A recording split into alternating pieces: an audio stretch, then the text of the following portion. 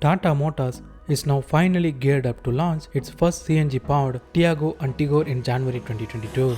Also, recent reports claim selected Tata dealers have begun accepting pre-booking for the CNG-powered Tiago and Tigor unofficially since October. Recently, Tata Punch Tiago and Tigor CNG cars will Spied testing in Nilgiris mountains of Tamil Nadu. Tiago and Tigor are powered by the same 1.2-litre naturally aspirated petrol unit, which makes 85 bhp, 113 Nm of torque. But the same engine is expected to produce only 70 bhp power and 90 Nm of peak torque. Transmission duties will be carried out by a 5-speed manual gearbox. While the power output figure sees a drop, it will benefit with a much better fuel efficiency, which is around 30 km per kilogram. For better understanding, CNG costs around 52 rupees per kg as against the 102 rupees of petrol per litre. That's double the price of CNG, and we even get 25 to 30% more mileage than petrol. Visually, the CNG models will sport no difference to their petrol-powered counterparts, except for a CNG logo placed somewhere in the car.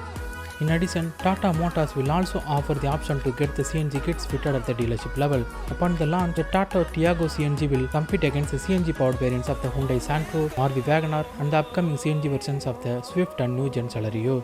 On the other hand, Tigor CNG will rival the Hyundai Aura CNG in the upcoming CNG version of the Desire.